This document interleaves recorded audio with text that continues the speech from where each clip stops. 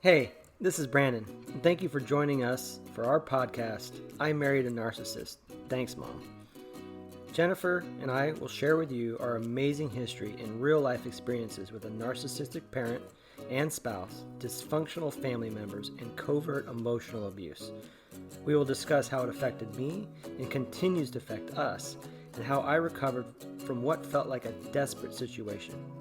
We hope this podcast helps you and helps you realize you are not alone. All right, let's get uncomfortable. Cheers, love. Cheers, love. Cheers to being grateful for having the resources to heal and to learn about this process and to helping others avoid being in the same situation or how to get out of the same situation. I agree. It's a good thing to be grateful for. So in this episode of I Married a Narcissist, thanks, Mom, we will discuss boundary setting and my personal journey and difficulties, hoovering definition, gaslighting with real-life examples, of course, self-esteem, and how the narcissist erodes on this until you simply do not exist. So, love, after listening to our last podcast, I wanted to circle back because I felt that we probably hadn't given enough time to explain how the setting of boundaries worked and how you did it so slowly and thoughtfully, and you were so compassionate and just trying to, ask for your boundaries with your mom and your brother. You still had coffee with your mom weekly. You texted often. She had the kids every week, at least a day or a night, overnight. You just didn't pull the rug out. Mm-hmm. You were trying to be more independent, but with also being very careful in not trying to damage her emotions or make her feel slighted. And I think it's important for our listeners to know that we're going on 3 years in this painful process. I know how difficult this was for you, and especially considering you were met with such anger and attacks, and I would say retaliation was probably the strongest thing you didn't anticipate from the people you valued the most. Yeah, they're pretty angry, for sure, and thanks, love. It was, years and years of therapy and obviously finding such a loving and healthy mate. Thanks, Lovey. Thanks, baby. And I was able to extricate myself from this abusive relationship with my mom and my brother that had been going on my entire life. I didn't know it. It did not happen overnight. And naturally, I started off with hopes that, these simple boundaries would be respected as I'm learning them as we go. And this would be a start, as we mentioned in the previous podcast, not even recreating, but creating a new relationship with them both. Right. Because I started to find out who I actually started to exist, and so it had to be a new relationship. And I was really at 45 learning how to be independent from my mom and in turn my brother, and I knew it wouldn't be easy. I was just trying to figure out where I stopped and they began. And I know this it's really hard for the audience to understand this if you weren't raised by a narcissist. Excuse me. But my role was clearly defined from an early age by my mom to tend to her needs. I mean, that was my sole role, was to make her happy and anticipate what she needed. Mm-hmm. My brother and I lived to serve her, and were reminded, we knew she had to make her, we were reminded, what a tough life she had. And so we lived to serve her. And we were reminded every day of the emotional attention she needed. My recent therapist was instrumental in this process of me, finding out who I am and becoming independent and setting up boundaries. And obviously the help of you, my love. being a soft landing and just loving me for who I am and every hair on my body. Thank you. And we immersed ourselves in research about narcissism, which led us to covert incest and enmeshment. And books like Out of the Fog by Dana Morningstar, which we've already mentioned, and Silently Seduced by Kenneth Adams, which we've mentioned, and Healing from Hidden Abuse by Shannon Thomas, which I believe we've mentioned. I'm not sure. Well, we'll put a link to that. Yeah. Those are three. We've read a lot. Those are the three that kind of stand out to us. But all three of those really shed a lot of light and put a name to what I was feeling. And I felt that I wasn't alone and didn't need to live in shame and embarrassment anymore. On how my mom behaved, I was separate, as you've tried to remind me that they don't define me. Right. And but my mom behaved all over throughout these years, and we protected her behavior because we were ashamed. Right. And we should be ashamed of how she was treating us. Yeah, but just not defined. Exactly, and embarrassment and ashamed, which I'm working with my therapist on that. She should be ashamed of how she treated her kids and continually does. Right. But that turned into shame for me, Right. and I didn't want to acknowledge it. But it basically put my life on hold, essentially, because I wasn't able to become an independent human being. And so for the audience, this didn't happen overnight, as we mentioned, just because we started off the first couple of episodes just with some texts. And it's obvious that, from those texts that my mom is out in left field. Right. But Jennifer and I were talking, and I think we need to bring the audience up to speed that it doesn't happen overnight. It is a gradual thing. And it's done with love and care. Yeah, and compassion, and I'm, yeah, exactly. I mean, you didn't try to implode the relationship. You tried to repair or make a new relationship. Yeah, absolutely. Because you're hopeful that you can have that, of course, with your family, whatever that might be. Because you're just starting to realize and examine whatever relationships you think you do have, and over this 2.5-year process of setting up boundaries with my mom and my brother, we're going to just highlight a few simple boundaries, for example, that I started. Just the early ones just that early. You were just playing with. Just going, okay, I know there's, still dealing with a bunch of other stuff in my life, not just my brother and my mom. But a few of the things, for example, I would tell my mom, I would just like to walk my children to school by myself. Not with you every single day and pick them up every day. Just, I got this. Yeah. I would like you to move out of my house. So just so the audience knows, I got full custody of 3 kids overnight. Living in a rental. And my mom lived close by, so she came up and she ended up finding another house, and so she was living with me until I was going to, because this was going to be the rest of my life, raising 3 kids based on the information I had. And so it was helpful to have somebody else there with me, but at some point I'm like, this is not going to work, right? I don't want to live with my mom. And it no longer seemed helpful. No, it wasn't helpful. And so, that was hard for me. Because she had been so helpful financially and the house. And again, I left the house, my old house, overnight. Ended up getting custody overnight. Had to find a place to live. So I was grateful to her for that.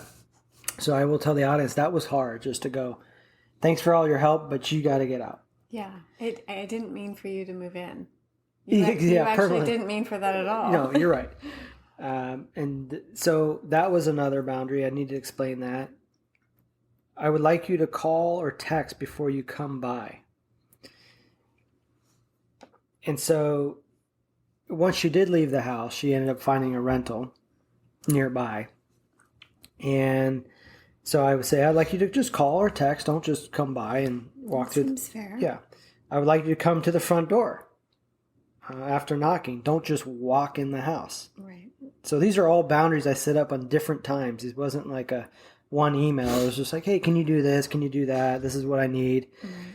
I would like to go to the kids' soccer games once in a while without you. Right.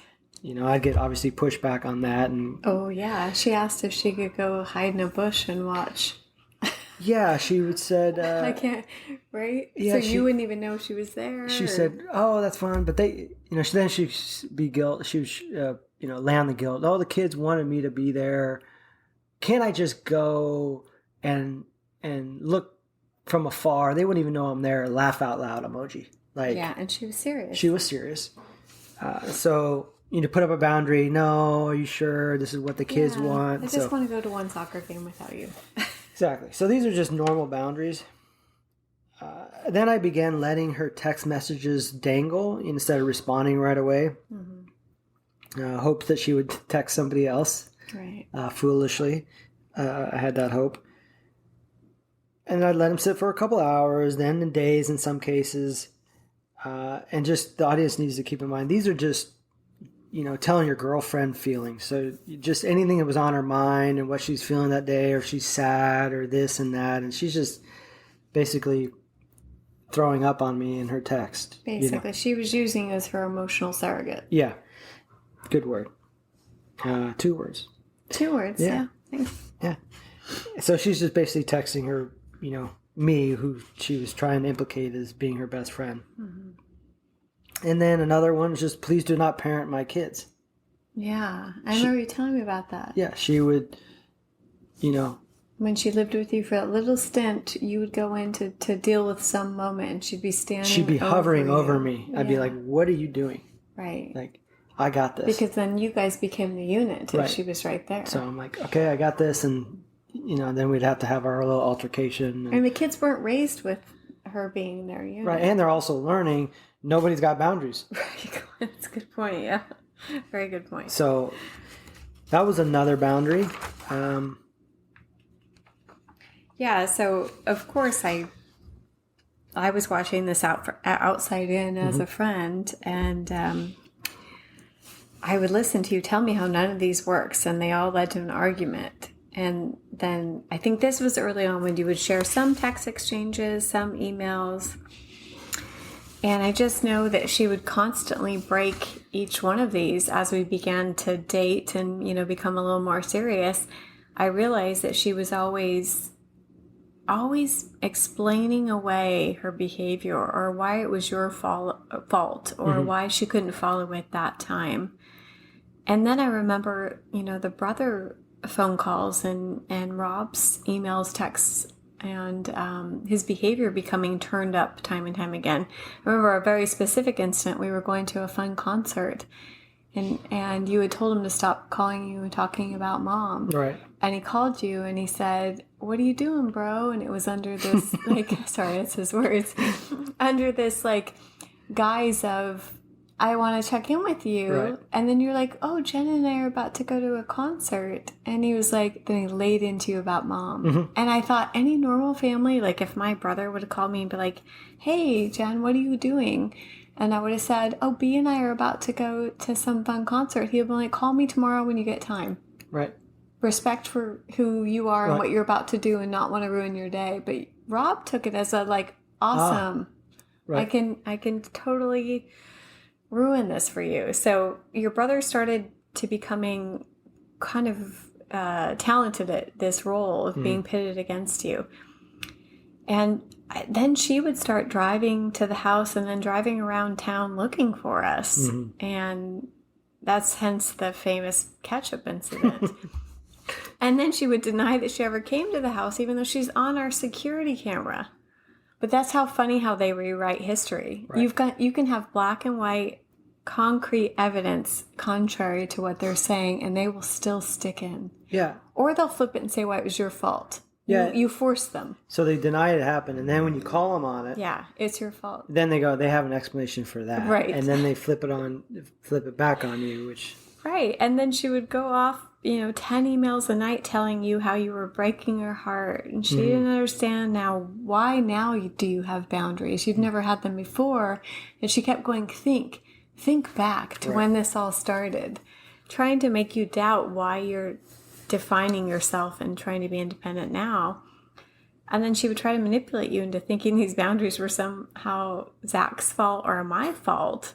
And isolate, we were trying, somehow Zach and I got together even though we never met. Zach's my therapist. Zach's his therapist, sorry. Zach and I had never met. And somehow he and I got together and we were both deciding to speak the same truth. Right. It's nonsense. And yet she was so powerful in your life that she would do anything to control you and manipulate you. Mm-hmm. And when you began setting boundaries with someone who lacks empathy or remorse, they have no rules of engagement. Mm-hmm. How do you maintain a relationship with someone who thrives on guilt and manipulation? And on top of that, we aren't equipped.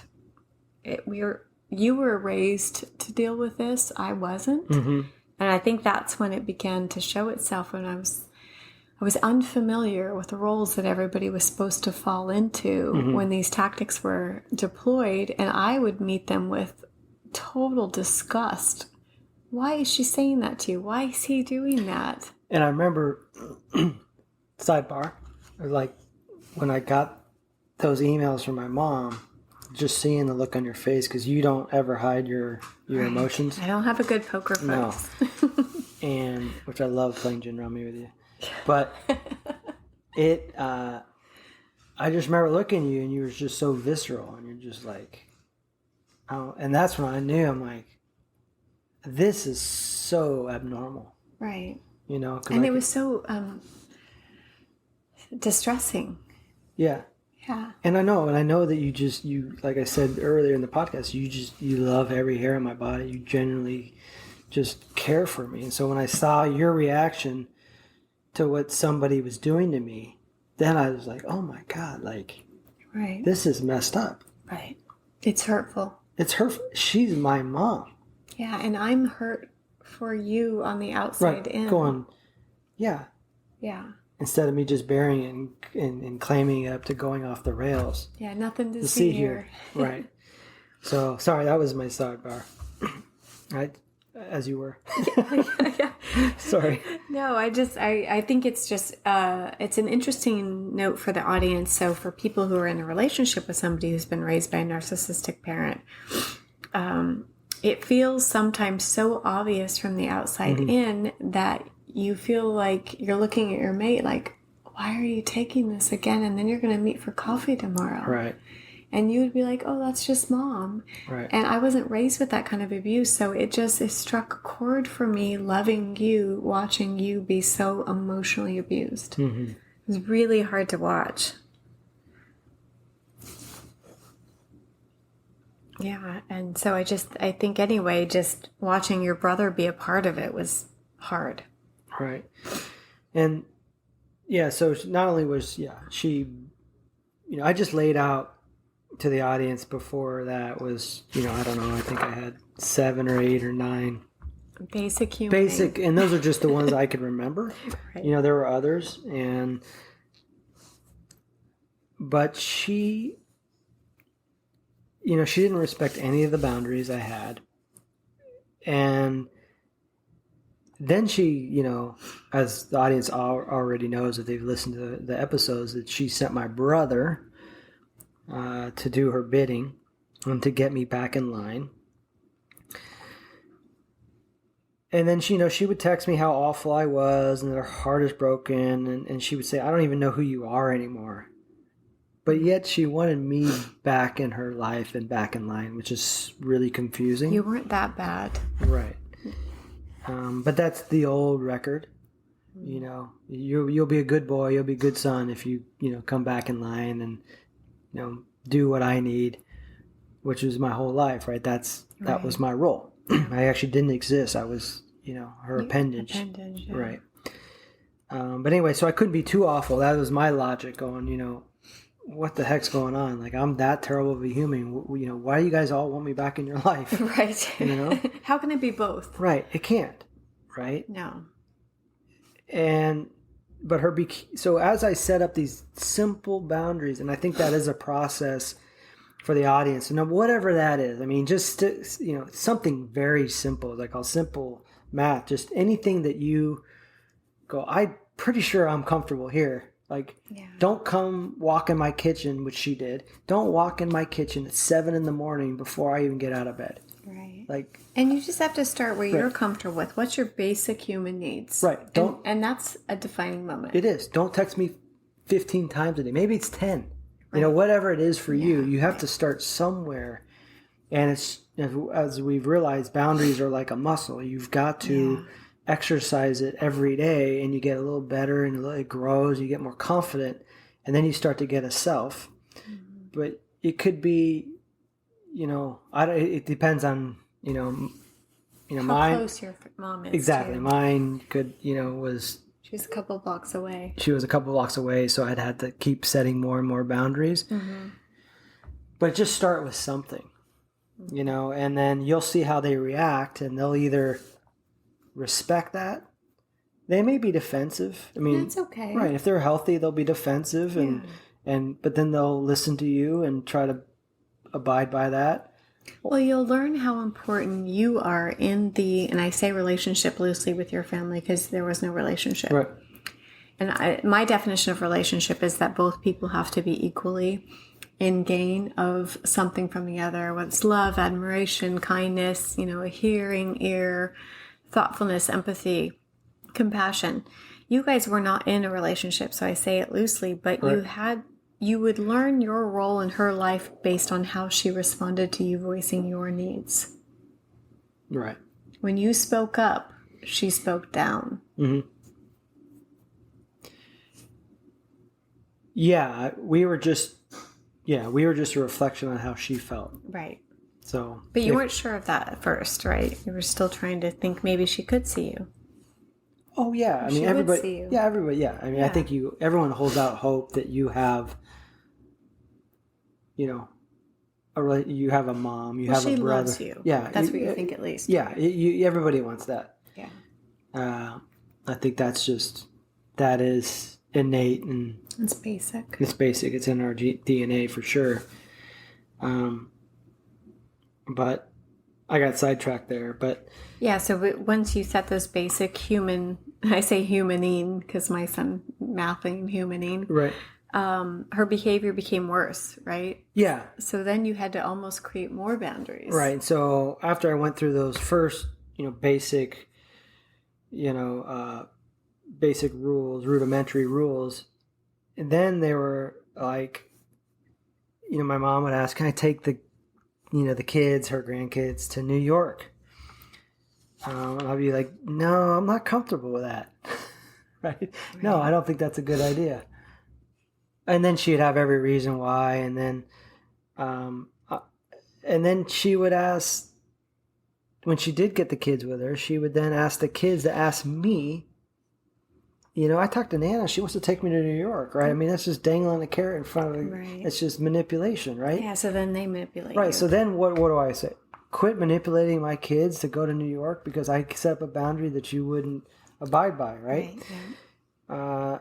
And then another boundary was, she helped me, but before she went up and ran into the house here, I told her not to move here. Right.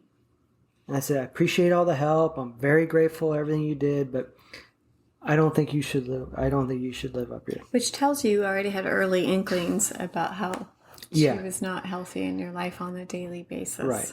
And I thought she was there to support me to kind of, get my head above water. Right. Then she said, I want to find a house here, buy one, which is obviously more permanent. Right. And I said, I don't think that's a good idea. She's a grown woman. I can't tell her not to do that, but I strongly suggested not to. She bought one anyway. Then the boundaries went on to, please don't stalk the kids on their way to school, which she did this. It terrified Dominic. Yeah. Please don't stalk Jennifer by walking in front of her house at the end of the day when you know she's home. Yeah, it wasn't like 11 when she knew I was never going to be there. It was always at 4:30 or 5. Right, and that's intimidation / hoovering, which we'll go into. It worked, yeah. Stop emailing me 10 times a day and well into the wee hours of the evening. Stop texting me every time you have a feeling or you want to ridicule me. No more guilt and shame in almost every text and email. Do not text me in the movie theater when you are out. When you are with the kids, be with the kids. Don't text me. And I mentioned earlier, don't show up in my kitchen at 7 a.m. in the morning. Don't leave abusive notes in my car when I'm not home or on my doorstep, which she would do, because, I wouldn't respond to her email, her text. So she would, I remember she put something in a bag and wrote on Sharpie on a brown bag and put it on my car seat. Right. So I had to see it. Yeah. Don't mail my girlfriend letters, which we've already... When we talked about grandiose narcissism, we said the audacity to write a letter to my future partner, right, thinking you're going to tell her how it is. Like, don't do that. That's another boundary. Yeah, that's fair. Don't talk to people in town about my private life and why you're no longer feeling part of it. Don't have the family attorney call me and ask me to contact you. Right. Don't report your car stolen and have a sheriff call me. And do not contact my ex-wife to partner up and fund her fight for somebody who's trying to permanently make our life difficult. And context on that, and we'll go into it later when we get down to all the court battles. People have to understand that your mom found your ex-wife what's the word you would describe how she would think about her? Oh, she thought she was the anathema. She was just the devil. The devil, yeah. Yes. So all of a sudden, though, when healthy boundaries are being set up and your mom's not getting her feed from her appendage, you're not adoring her, you're not solving her problems, you're not being there that she can blame you. Mm-hmm. She then sought out to create a relationship with your ex-wife who she had very, very early on communicated a complete disdain for. Absolutely. And she uses so in past exchanges, I'm not sure if we shared any of these, we probably will with the audience, but she would insult you with calling you your ex-wife. By comparing me to my ex-wife. Yes. And she knew how hurtful that was because my ex-wife is so pernicious and such a she's just deleterious and Machiavellian and she's a narcissist, obviously, but she's just out to harm people. But her name became an insult in your family. Exactly. That's how my mom felt about her. Yeah. Yet she reached out to her. She would use her to fund her to hurt me. Because you wouldn't get back in line. Yeah. No, it's that just tells you how callous their behavior is, how they lack empathy. She will at all cost get you back in line. Right. Because she knows that if she turns up that dial just a little bit more, none of these 10 things have worked. Perhaps this will work. Yeah. And we both fell to the ground crying. Crying. Yes. That was, because it's hard enough. Yeah. Just living with, just life can be hard enough. And raising 3 kids and in a court battle. And then you find out your mom is supporting your ex-wife who... Just because you won't have coffee with her and let her raise the kids. Right. And because you have boundaries. Right. Well, I say that because she didn't want you to have boundaries. She just wanted you to go back in line. Let her raise the kids. Right. Let her interfere with your life. I mean, she didn't want to have a healthy relationship with you. She wanted to get back as her appendage. No, the kids were just... They were tools. Yeah, no, I mean... And obviously, they were just tools. Because otherwise she just would have given her grandkids their attention. Yeah, which would be so great. I know. But it was all about me, keeping me, strung on. Well, and this is what everyone has to know. Sorry, I'm interrupting you, but you're going to go on to about the turn-up behavior. But the reason we kept her in the kids' relationship beyond you setting boundaries is because we did hope that she would transition into role of Nana and just spoil the kids like they're supposed to. Yeah. Like my mom, right? She just, when they're at my house, it's my role. She can give them all the candies and the treats they want. And I'm like, I would never interfere with that. And we thought that Nana could probably be that. Go over there and get completely spoiled But she only used it as a method to keep texting you, to keep relating to you. Or when she'd drop him back off, she'd be like, oh, you're only going to give me an hour after I took the kids for the whole weekend? She would directly serve it back to you. Or yeah, so they were just, or another mode of manipulation, right? And so then it's just like... But we did think she had the possibility of just changing. I think we were very hopeful. To Nana role. Yeah. Because we also wanted help. Yeah, So. of course.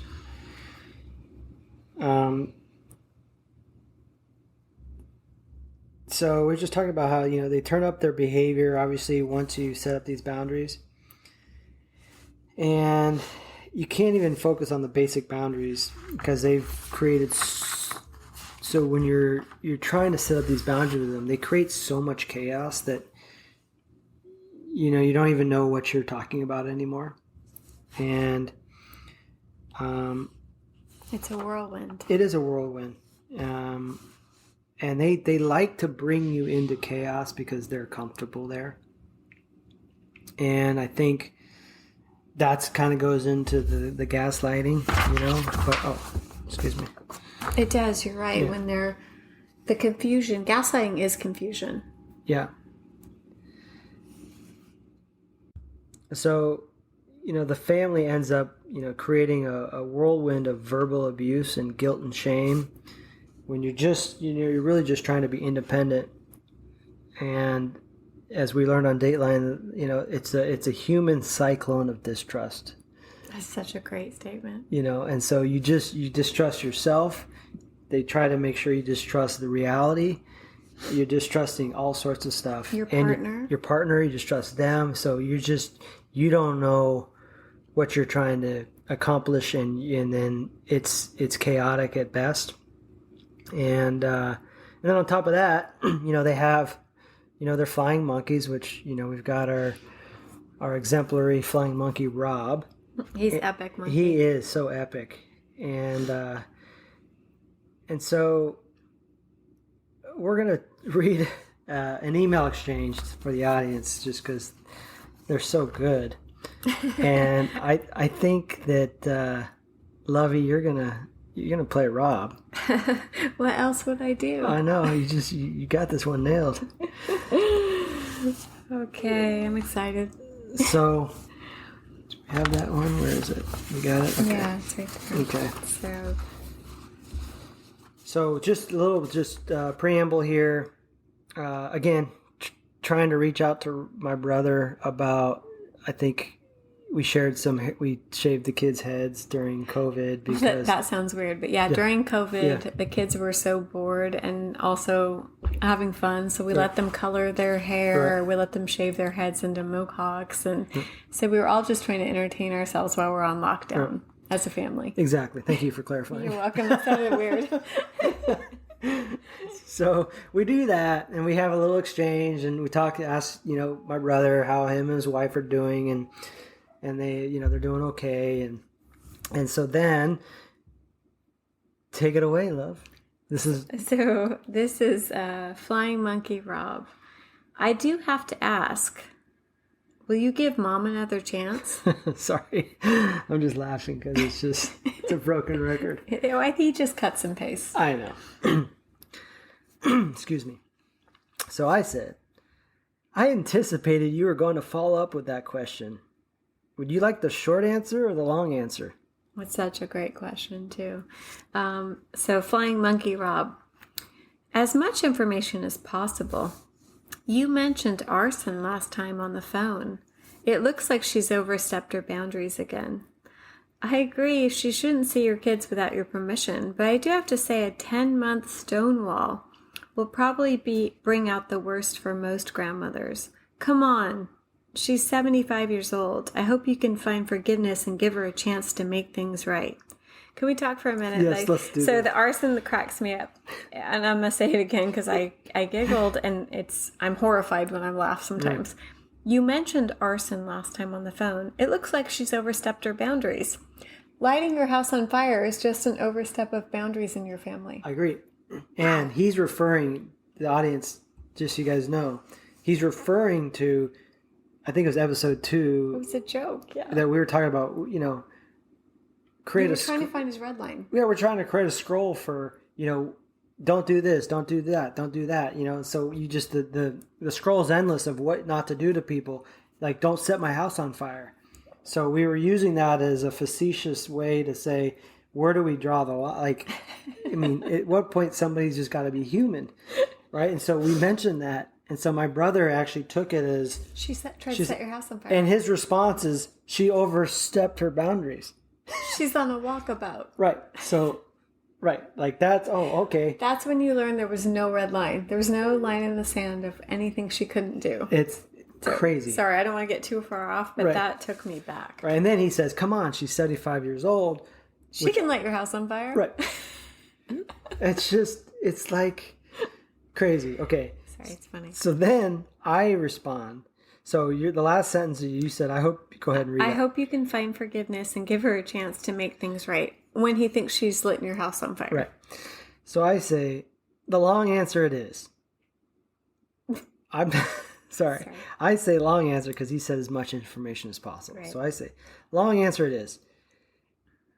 If I write the long answer, are you ready to receive it? Or has your mind been made up that no matter what I write, you're going to copy and paste a response of, quote, come on, dude, mom deserves this, or it's mandatory, or you've had enough time, or you owe it to her, unquote. I continue, please give some considerable thought to this before you answer. Please reflect on if there is truly only one answer you are prepared to hear. If you are truly interested in everyone's well-being, including my family, then I hope you earnestly reflect on your answer before I take the time away from my family to write it. I don't want it to fall on deaf ears, for it will take considerable time and emotional effort. If you are willing to receive it without prejudice, then I'm prepared to provide an answer because of my profound love for you. I am not saying that you need to commit to agreeing with me or disagree with mom. Just respect me and that I have enough sense, intelligence, compassion, kindness, and invested therapeutic time, parentheses, 3 years and half dozen books, parentheses, to this topic for you to hear me out without prejudice. I love that, love. Thanks, love you. You were giving him an insight into an empathetic window of what it's going to take for you to try to help him understand you. But he meets you with a flying monkey, which is just incredible because you are so thoughtful in that. Thank you. So Rob, flying monkey Rob, I can't thank you enough for the attention. And he means that. Right. I know everything between you and mom has been bonkers. Your words have never fallen on deaf ears, and I can see why mom's actions have driven a wedge between you. The responsibility you have is bigger than I know, and I'm eager to hear your answer, however you want to classify it. It's hard to imagine how you block your mother for 10 months without attempting to connect and solve. You must feel mom is a danger to you, Jen, or your children, and believe reconciliation has been impossible. So he acknowledges your feelings, but then he completely shoots them down. Right. I hope you can work through it. I think ignoring a family member is a mistake. She deserves a chance to make things right. You and the kids are very missed, and I hope a solution can materialize. So I'm going to stop for a hot second because he does so many things in this. He tries to acknowledge you, but then he belittles you. And then he takes it back to you guys, where I'm in it when I'm part of the problem, but I'm out of it when I'm part of the solution, if you don't notice. And he doesn't know for 10 months you haven't stonewalled your mother. You just haven't made him a part of every time you've tried to set healthy boundaries. And I explained that to him. Exactly. Yeah. But he doesn't care and doesn't want to hear you. No. So you didn't stonewall your mom for 10 months? No, it's convenient truth. Right. And he minimalizes it to that. And she's very noisy. And time someone says, I hear da-da-da, but, you just ignore after but. Dismissive. It's so dismissive. And it's so frustrating because for any, the audience, you're empathetic and you're kind and you want to see the good in people, which makes us such targets. They start off with that. They Because say, they act like they hear you, but yeah, and so you let your guard down and you have some hope, and then they come in and then they do this, which is why I put before this text, I said, has your mind been made up that no matter what I write, you're going to copy and paste? Come on, dude, mom deserves this, or it's mandatory, or you've had enough time. And that's exactly what he did. She deserves a chance to make things right. But he doesn't know you already tried, and he can't resemble or recognize, is the proper word, himself without a relationship with you both. Mm-hmm. So he can't probably give any attention or emphasis to the fact that you've already tried to resolve this with your mom. It just simply hasn't worked. I mean, you can't be this wonderful brother that he loves and connects with, who's so awesome, but then all of a sudden now in your life you've decided not to be awesome and you're neglecting your mom and your relationship with him. Both can't be true. No, I agree. And so I don't know. So you didn't neglect her for 10 months is what I'm trying to go into at all. You simply tried to set boundaries for 10 months. Oh, I know. But he's reduction to ridiculous, what we talked about earlier. That's what he's doing. Exactly. I write to him, is there any circumstance that you think of when it might be necessary to block contact with a family member? So I'm just basically trying to get, is there a red line for you? So is there any circumstance that you think of when there might be necessary to block a contact with a family member? Or do family members always deserve a chance irregardless of their actions?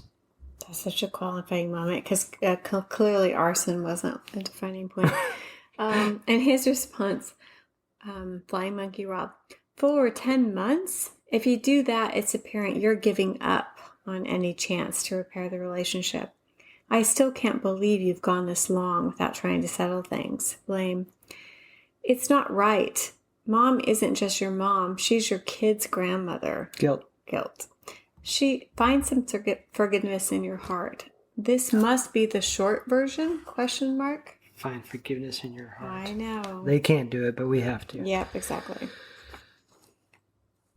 So then I state, that's okay. Compassion. Yep. I don't blame you or judge you for not believing or not being able to understand. It is a complex issue and one in which you may not be able to comprehend because of where you are in your life. I will always love you. So kind. And you answered my question whether you are willing to receive my long answer without prejudice. So, I will not be writing that answer. It is now time for me to impart to you some advice. You may think you are helping or healing, but you are not. You are making it worse, and only proving the lengths Mom will go to satisfy her needs, and only making me resent her. It is eroding on your and my relationship, which I hold sacred. I am hoping to preserve that. I have kindly asked you in the past to respect that and not bring up Mom. But you cannot help yourself, and every time you reach out under the disguise of checking in makes you part of the problem. I don't judge you for that. I understand how you feel and how hard it is to recognize the dysfunction. If you want to help, the best thing you can do is get Mom near you and away from my family. The less she is involved in forcing her wants and needs onto us, then the more likely there is a chance of any sort of relationship to once again exist. I don't know what that looks like, and her constantly breaking my boundaries directly or indirectly through you doesn't leave me the room to decide what that is. There is a way for you to help, but it's up to you whether you truly want to. I do hope that you are able to find the knowledge and guidance you need. Take care. I'm going to spend a lovely day with my family before homeschooling starts again tomorrow. And we'll go into that. This is all during COVID, Right. too, so we're And doing homeschooling. our best. Yeah. And here's Rob's response, because again, what we learn time and time again is, I don't love having to play him, but I love, your thoughtfulness and trying to say, I don't judge you. You don't have to agree with me. You're just trying to preserve something with Rob. And he comes right back with you, which is a typical mom email. No. Hey, who starts emails with no? Okay. Anyway, no, I can't restrain bringing up mom. She's your mother, and that deserves your attention. This mess has been going on for way too long. So who cares that you've been part of emotional abuse your entire life? Get back in bed. Right. I'm not speaking through mom. I know you want to believe that. And speaking for myself as a concerned brother. How can you say this has not even gotten your mother's words? That sentence didn't make sense. Yeah, that's rough. What wants has she forced on you in 10 months? Uneffing real. The bottom line is if anyone ignores someone for 10 months, they have given up on the person. I think it's mandatory for you to stop trying to hide from the truth. No one wants to tell their mother they can't have them in their lives, especially a mother that has saved their son's ass. You owe it to her. She needs to hear it from you. It can't get much worse. You may think you're helping or healing in quotations, smiley face, but you are not. You're making it worse. Talk to your mother, all in bold. Just can't understand why you can't have the conversation with your mother, even if it's via email. Don't give up on your family. I believe you will end up regretting that. Wow. What a piece of work. Yeah. Hey. Okay, that's Flying Monkey Rob. Yeah. Well, I think there's a lot to understand about this text. You're trying to create your independence. Mm-hmm. Sorry, I get a little bit of a hangover when I play Rob. You're trying to maintain your relationship with your mom. You're trying to maintain your relationship with your brother. You're also trying to create a newfound independence. You're trying to just decide what you like and don't like. Mm-hmm. On top of that, I get a little visceral in this part. You're raising 3 kids. On your own, while defending yourself and your children in a plethora of court battles, depositions, family court, declarations, coordinating supervised visits with your children and their mom. And if someone doesn't know what those are, supervised sit-downs with a estranged parent and the children, the supervisor just creates a transcript of the entire visit. And this is to protect the children from further abuse.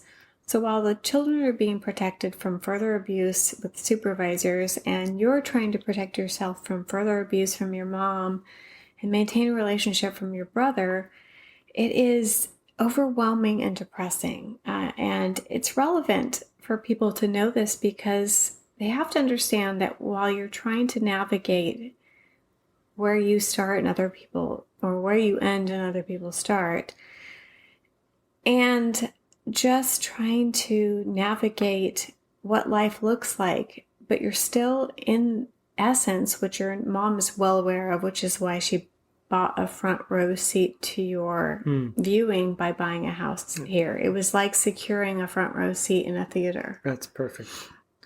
Way to say that. You are in the midst of literally paying for all your past decisions because of the upbringing you had. Mm-hmm. So I think it's important for people to understand that it is such a brave moment by you trying to defend these boundaries over and over and over again. And you would take hours to respond to these text messages or emails just to negotiate simple human boundaries with your mom, your brother, your relentless ex-wife, and all the destructive behaviors. On top of that, trying to, parent your children effectively with not creating bad behaviors in them because of the upbringing they'd have under these humans. So your cup definitely runneth over.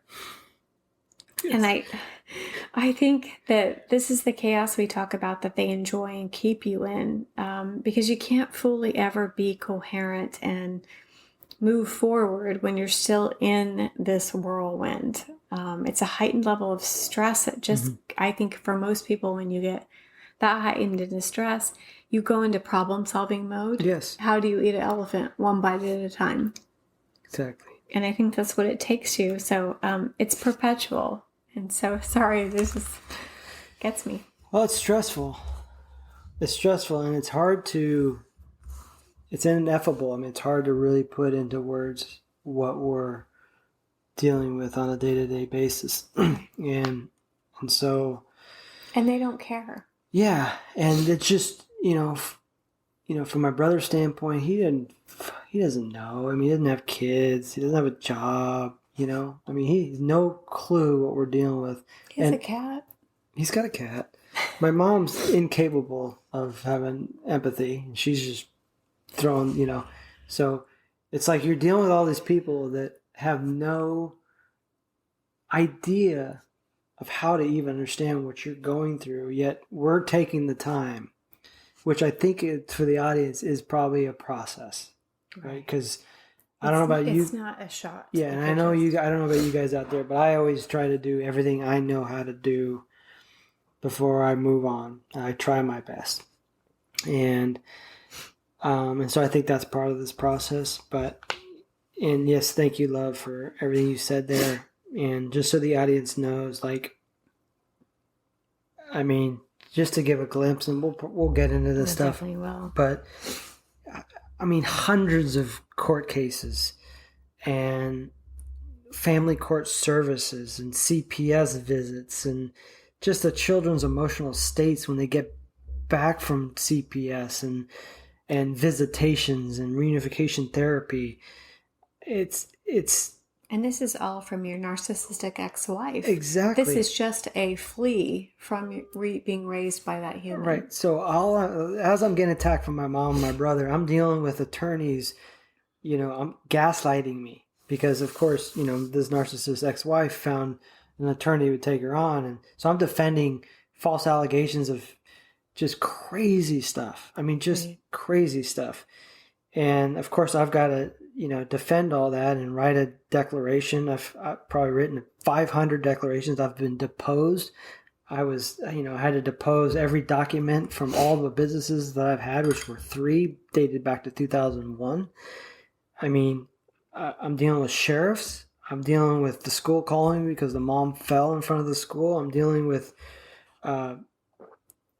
it goes on. Her, my ex-wife letting my dog out so that I got to go find a kennel because I'm living in a rental that doesn't allow a dog. So I got to go and find a kennel that's 200 miles away that'll take care of a dog until I can find a place to live.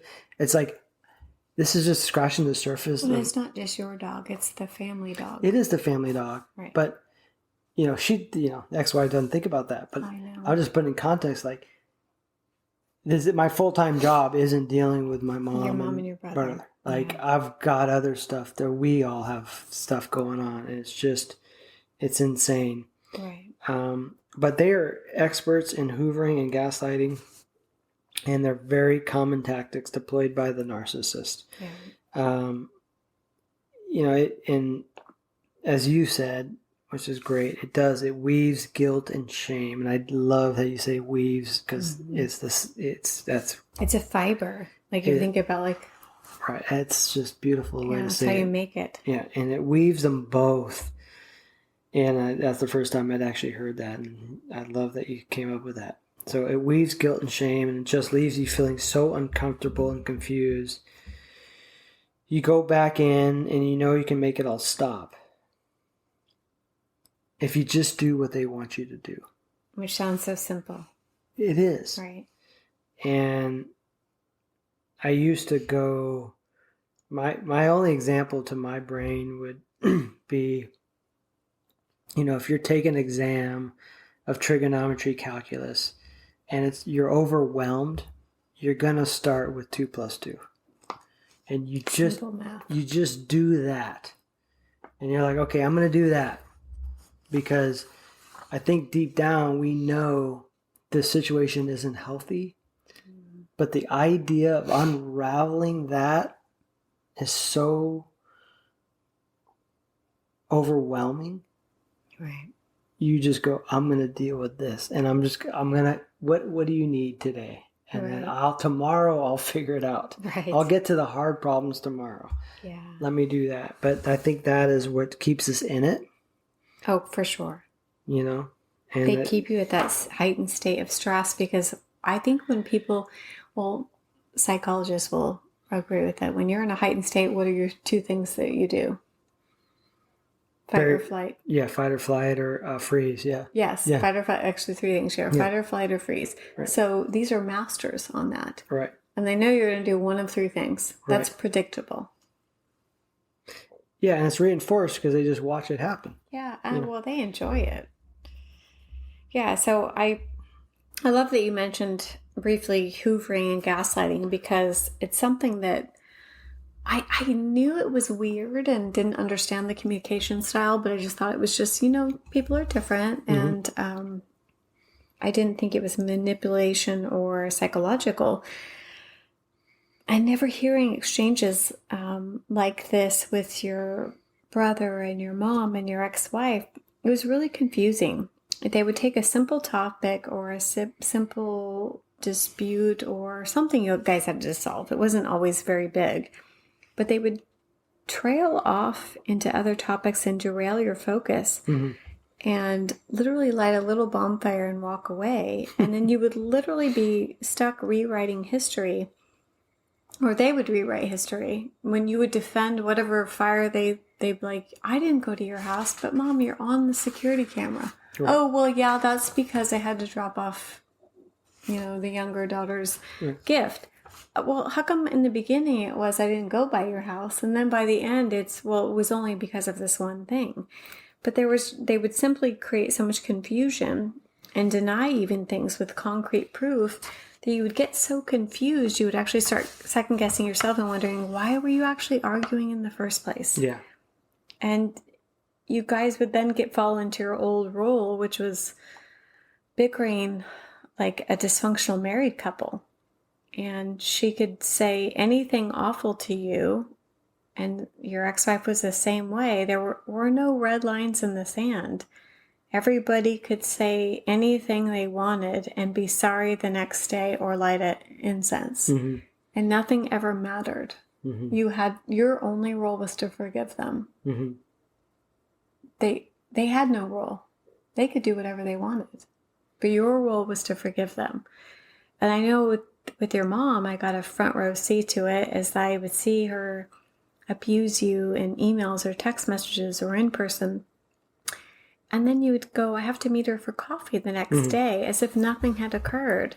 And my brain was always going, why? She hurt your feelings yesterday. Why don't you take a pause and get over it and take some healing and then meet with her when it feels good to you? But I realized that was just your role. Your role was just to get back in line. And I didn't understand how she could always say these things to you, but yet no one ever was held accountable for their words or actions. But then when we read about hoovering and gaslighting and how it is in their playbook, it sheds lights on the literal crazy making in your guys' relationship. Yeah, and gaslighting from my upbringing and my family and my perceived normalcy was that was normal. I mean, that gaslighting, that's how you, I was raised by a total gaslighter. Clearly. But the sidebar would be, when we first started dating, like we'd have a constructive conversation. And we were heated, but I was I couldn't even focus on task, about what we were talking about because I was gaslighting you and so suspect of you gaslighting me. Right. It was... No, I do remember what you're talking about. We would be on one specific topic and you would take it off to three other things. And I remember saying to you, I can't focus, something to that effect. I can't focus. Can we stay on what we're talking about? Because you were confusing it with so many other things. And I do remember I remember those things, love, I hear you. But I didn't know gaslighting, but it felt like it was just confusing the one thing that we were talking about, and I knew we could get to the other side of this argument if we stayed focused. Right. So I was looking for resolution. Right, and I was uncomfortable, so I'm looking to deflect, and I've obviously got those tools that were given to me. Right. Right. But it is confusing, I will say, on the other side of it. You're like, what, why? Right. We're just talking about, I don't even know, right. but I just remember it was always one thing, and then you would take us off on these 3 other tangents, and I'd be like, why are you complicating the issues when we could probably get to the other side quicker if we stayed focused? Because that's what we do when you're uncomfortable. Right. You make it harder. You deflect. Yeah, which makes it harder.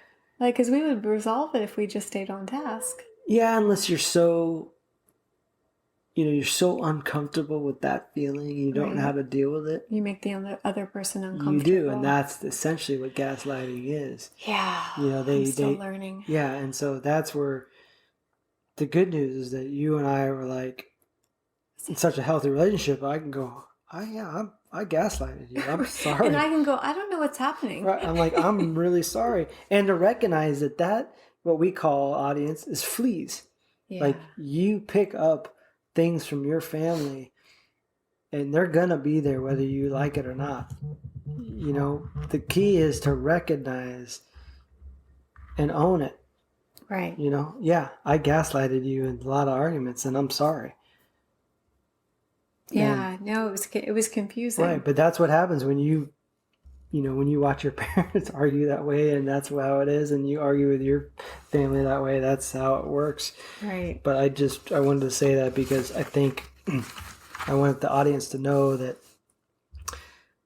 you may have those characteristics, but it doesn't mean you're a bad human. You're a narcissist. No. You emulate what you were raised with. And so you have those characteristics and it's okay. And, 2 minutes later you can go, okay, I did that and own it. I'll do better. And it's a good thing also for, I was going to say, people in relationships with, when you notice something's a little bit off about someone you're dating or their relationship with their family. I had no idea what it was. But I had done a lot of reading trying to understand your responses when they were abusive to you and you met them with kindness over and over and over again. I just thought, I have to dive into this because it's got to be deeper than I can understand. So then when you would do that to me, and luckily you were such a safe zone too, so I don't want you to give me all the benefit. I could say, I don't know what you're doing. Like, why are we talking about these other 3 things, love? I'm just trying to solve this problem ahead of us. And you would literally take a pause. So it's a commendable point to talk about, like, that you realize that, no one was against you. I wasn't using it to serve it back to you. I was just confused. No, and I know. And yes, thank you for saying that because I was so used to no matter... And we talked about this. I never wanted to apologize in the past because that would be served later. So I would say, I'm sorry I did this. And then I'd get it from my mom or my ex-wife. Yeah. You apologized in 1997 for this. So you're obviously guilty. Which is brilliant. Right. And a normal person would be like, oh, that's like me sending a letter to my mom saying, thank you for everything. And then she sent it back. She serves it. 5 years later going, I must be doing something right because I was kind. That one time.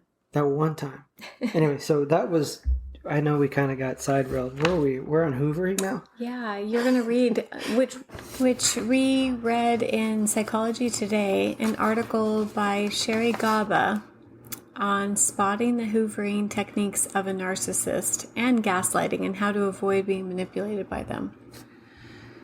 So in the article it says, what is hoovering? Most people have heard of the term gaslighting used in conjunction with narcissistic behavior. Gaslighting is misrepresenting an event to convince the other person they are wrong and cannot trust their senses, memories, and experience.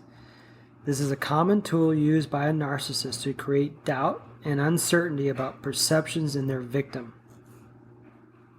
Another tool or technique used by narcissists is hoovering. This is often deployed when the narcissist fears the partner is moving away or has gained personal empowerment.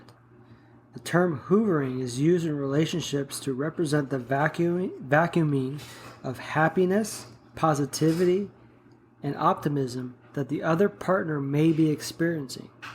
As these feelings of empowerment threaten the narcissist's control, sucking them out of the environment is critical in establishing the status quo of the abuser-emotionally abused dynamics of the relationship. I like the status quo. I know. It's a good way to sum it up. So we discussed, as I asked before, that was just the quick introduction to gaslighting and hoovering. But as we discussed before, I asked for time and space from my mom. She was still spending time with the children while we were all trying to figure out how this is going to look forward. So I think this text exchange is a good example of how it's going, and a very good example of gaslighting and hoovering. And hey, Jen, do you want to play the role of narcissistic mom? Oh, pick me. Okay, Pick me. you got it. Okay, so I'm crazy mom. I'm back home. Long trip, but good. Hope all is well. I don't respond. Next day, crazy mom. May I take the kids to dinner tomorrow? I don't respond. Same day. I hope we can talk sometime soon. Now that I am back, not knowing what is going on with you and the kids is stressful. This is me. We can talk when we get back from vacation. I will text you when we do. I need you to give me time and space. The kids are doing great and thriving under Jennifer and me. It is stressful for me to continually have to set up boundaries so that I can be independent. I need you to respect and be proud of my independence as my mom. I will text you later. And this is funny because if you read that text out of context, it sounds like you're being a little bit excited compared to her. Right. But then her next text explains why you're already at that heightened response level. Right. So audience, this is her response to that. Vacation? ? I thought you just got back from vacation. And again, this is her judging why she didn't know you were on vacation and being upset that she didn't know. And sidebar to this again, she knows you're on vacation, but she continues to text you. Right. And we spoke about if it was my family, they would have been like, oh God, go have a good time. Don't get back to us. Enjoy, have a cocktail for me or something. You know, right. And her vacation ? Is like, you were already on, like, you're only allowed one. I know, she's in charge. So she puts in quotations your words back to you in the same text exchange. She says, to continually have to set up boundaries so you can be independent? ? Is this still crazy, Mom? As far as I know, only once in over a year did I forget to text before dropping by. This is simply not true. To leave a present on the porch, I have had no other interactions with you in the entire time other than picking up or dropping off the kids at your request. This is also very convenient phrasing, as the only time she picks up or takes the kids is at her request, not ours. Right. But she makes it sound as if she's doing us a favor rather than just doing her grandma duties. Right. So keep in mind also when she picks up and takes the kids, she's texting 5 to 10 times each time, so we know how she's feeling. Crazy Mom. Except for taking you and Jennifer out to dinner a couple times, I will wait to hear from you when you get back. I think we are broken. And of course she doesn't wait. Next text. If that is what you are looking for, then you have been successful. I think we were broken. That's just... I know. I know. Guilt and shame. Guilt and shame. So this is an example of her to keep poking at me is shame and guilt. As the audience, you probably picked up on that text exchange and the past text exchanges. She knows I'm on vacation, and this is hoovering and gaslighting with rewriting history.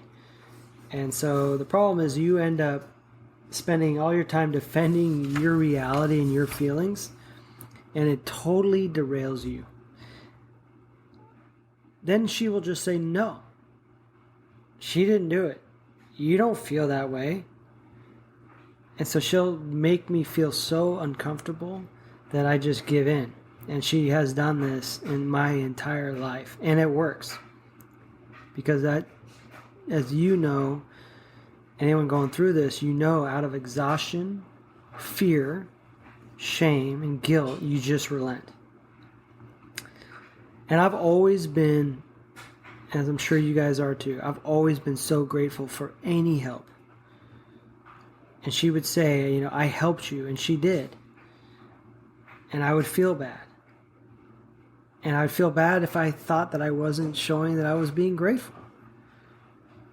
But there's always a fine print. And I just remember my therapist saying that, like, going, I feel terrible. Like, she did help me in a situation that I was, you know, it was drastic and it was despair, and she felt like she was helping me. But then I'm like, and he's like, but you never read the fine print. Like, how did you end up there? Right. You know, she helped you get to that situation, and now she's throwing you a lifeline. When she helped you get there. Exactly. So, you know, if you've never been on a ship before and a captain convinces you to go in and you fall overboard and he throws you a life vest, are you like, thank you? But I would never gone out there in the first place. Right. You know, and so anyway, sorry, I just remember him saying that to me, and so she employed that tactic of guilt, like, you should be grateful because, and it would have been worse without support from her, but I wouldn't have been in the situation I was without her training me to be who I was. And so that's where covert comes in. And it's so damaging. But just remember, there's fine print, and any time a narcissist perceives to help or reach out or do something good, there is fine print. And I wasn't trained to read that fine print because it was coming from my family member, especially my mom. But when you're raised without boundaries, these tactics are incredibly successful. And I was raised not to matter. I mean, not to be independent. I was just, as we mentioned earlier, I was just an appendage of her, a tool. I was there to make her happy and do for her. So. Yeah, I think, love, for those not raised by a narcissist, this is really hard to understand. You see the victim give in, and each time the other side is mean and relentless. But having to realize that you were raised to not have a sense of self, it is very effective. They simply wear you down, you get back in line, you protect them and their happiness at all cost. And it took me a while and a lot of research actually to understand. And when I first realized this, I think you remember, like, I cried when you opened up and shared some of the email exchanges, as they're quite cruel and confusing and honestly abusive. I need a hot second to get myself together, but they always came under the guise of, but I love you, and this is how it's always been. So I can verbally abuse you, use you as my surrogate, abuse you, and then as long as I finish with I love you, then that's our family history, that's what we do. So literally, sorry you guys, this gets me a bit, she would write in emails, I love you, baby. Thank you. You are pathetic in one email, and the next one would say, I love you. And then 2 or 3 emails down the road, it would be intimate dreams or visions. It was disturbing and confusing from the outside in. And realizing from birth that you were primed for this behavior. Mm-hmm. And for me, it just felt like such abuse that I didn't understand why you stayed in, and I thought you had a choice. But what you realize is that when someone talks to you like that your whole life, you see that as normal, and you don't see that you have a choice. That's what love looks like. It's painful, it's disturbing, it's angry, it's retaliatory, and it's selfish. And so when you went out to find a mate, you simply found your mom. Mm-hmm. And it felt uncomfortable but comfortable at the same time. Right. So you were just simply an emotional surrogate of her. You met her needs. You didn't exist. You had no sense of self, no self-esteem. And I think that that's what makes your journey so astonishing to me. And I would think that your therapist feels probably the same way. Thank you, Lovey. You're going to make me cry. I'm so proud of you. Thank you, Lovey. You have to go. I can't stop crying. Okay. Thank you. And audience, and sometimes to have some healthy reflection, you just need someone to hand you some glasses. So that's what Jennifer did for me. So before we get too emotional here, I think this bottle's empty, as you would say. Next week we'll talk more about the book Silently Seduced by Kenneth Adams, and the importance of self-esteem, self-regulating, not looking to others to make you feel better or worthy, creating healthy boundaries and being independent. And when raised by a narcissist, you don't exist, and they certainly don't want you to be independent or have self-esteem, as it will definitely interfere with why they have you around. And that you're just a mere extension of them, not an independent person. And how inappropriate loyalties with your mom and how it interferes with healthy relationships and creating your own life. And they will always prioritize their own needs over yours. So, audience, thank you for letting us speak to you and impart onto you what we've already experienced and what you're probably going through now. And thank you for your time. And we look forward to seeing and speaking to you guys next time. Yeah, cheers, love. Cheers.